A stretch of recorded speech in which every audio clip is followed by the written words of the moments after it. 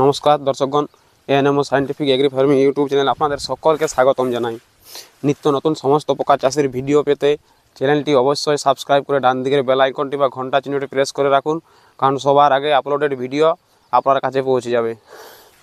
তো আজকে আপনাদের সাথে আলোচনা করব একটি অতি গুরুত্বপূর্ণ জিনিস।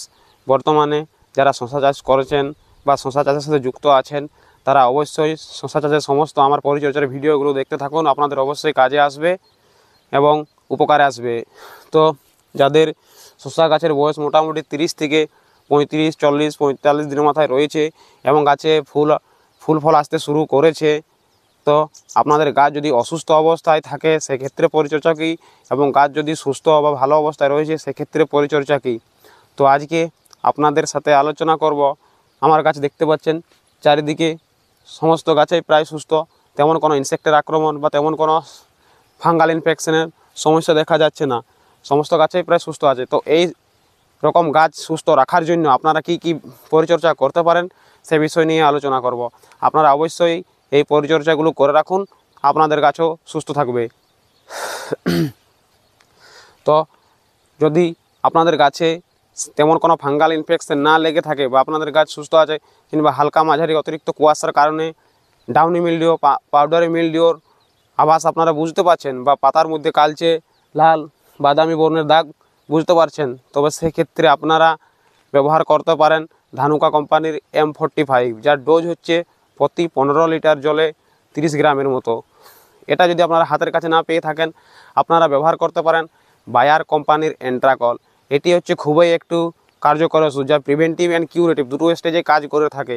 এর কম্পোজিশন হচ্ছে প্রপিনেম 70 WP, এবং এটিও যদি আপনারা হাতের কাছে না পেয়ে থাকেন, আপনারা ব্যবহার করতে পারেন স্প্রিন্ট, যার কম্পোজিশন হচ্ছে কার্বনডিজম 25% এবং ম্যানকোজেব 50%, যার ডোজ হচ্ছে প্রতি লিটার জলে 2 গ্রামের মতো।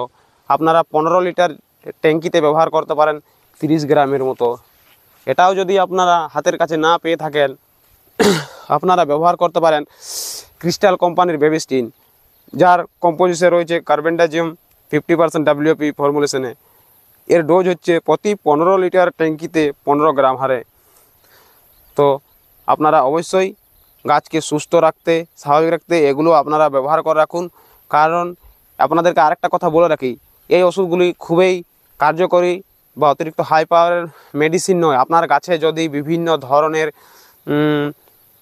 জোরালো ধরনের ফাঙ্গাল ইনফেকশন বা ছত্রাকজনিত সমস্যা লেগে থাকে, তবে সেক্ষেত্রে আপনারা এই ওষুধগুলো যদি ব্যবহার করেন খুব একটা ভালো রেজাল্ট পাবেন না। যদি আপনাদের গাছের মধ্যে অতিরিক্ত লালচে দাগ, কালচে বাদামি বর্ণের দাগ, বা আরও অন্যান্য জোরালো ধরনের ব্ল্যাক স্পট, বা আরও অন্যান্য যে সমস্ত ফাঙ্গাল ইনফেকশনগুলো রয়েছে, সেগুলোর ক্ষেত্রে কিন্তু আপনাদের অন্যান্য কম্পোজিশনের হাই পাওয়ারের ওষুধ ব্যবহার করতে হবে। তো আমার গাছ যেহেতু সুস্থ স্বাভাবিক রয়েছে, এই সুস্থ স্বাভাবিক অবস্থা বজায় রাখার জন্য এই ওষুধগুলো ব্যবহার করেই যেতে হবে, নাহলে কিন্তু রোগের উপদ্রব বেড়ে যাবে।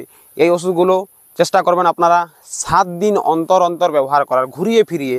যেমন প্রথমে স্প্রে করলেন M45, তারপরের 7 দিন পর আপনারা ব্যবহার করতে পারেন বায়ারের এন্ট্রাকল, তারপরে 7 দিন পর আপনারা ব্যবহার করতে পারেন বেবিস্টিন কিংবা স্প্রিন্ট, যে কোনো একই ওষুধ ব্যবহার করবেন না, বারবার ঘুরিয়ে ফিরিয়ে ওষুধ স্প্রে করার চেষ্টা করবেন, আপনাদের যথেষ্ট কাজে লাগবে।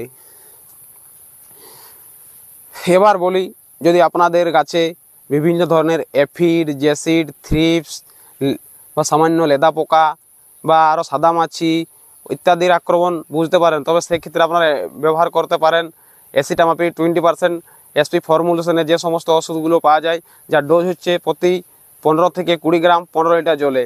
তাছাড়া আপনারা ব্যবহার করতে পারেন ইমিডাক্লোপিড 70.8%, যার ডোজ হচ্ছে 10 থেকে 12 ml প্রতি 15 লিটার জলে। এবং তাছাড়া আপনারা ব্যবহার করতে পারেন সিজেন্টার একতারা, যার ডোজ হচ্ছে প্রতি লিটার জলে 0.5 গ্রাম হারে। এছাড়াও এটি যদি আপনারা হাতের কাছে না পেয়ে থাকেন, আপনারা ব্যবহার করতে পারেন ল্যামডা সাই হ্যালোথ্রিন গ্রুপের কীটনাশক, যার ডোজ হচ্ছে প্রতি 15 লিটার জলে 25 ml মতন। তো আপনাদের গাছে যদি সামান্য পরিমাণে শোষক পোকা, লেদা পোকা বা শ্যামা পোকা বা আরও বিভিন্ন ধরনের এফিড, জ্যাসিডস, থ্রিপস, সাদামাছি ইত্যাদির আক্রমণ বুঝতে পারেন, এগুলো ব্যবহার করুন, অবশ্যই কাজে আসবে। আপনাদের ইনসেক্টের আক্রমণকে এখান থেকে দমিয়ে রাখতে হবে, যাতে আপনারা পরবর্তীকালে বিশেষ ক্ষতি করতে না পারে, গাছকে যাতে সুস্থ রাখে, তার জন্য এগুলো আপনাদেরকে ব্যবহার করে যেতে হবে। এবং যদি গাছে অতিরিক্ত হারে শোষক পোকা, লেদা পোকা বা আরও অন্যান্য যে সমস্ত ইনসেক্টগুলো রয়েছে সেগুলোর আক্রমণ বুঝতে পারেন, তবে সেক্ষেত্রে আলাদা কম্বিনেশনের ওষুধ আপনাদেরকে পরে জানাবো। এখন আপাতত এই পরিচর্যাগুলো করে রাখুন এবং গাছকে সুস্থ রাখুন। নমস্কার, সকলে ভালো থাকুন, সুস্থ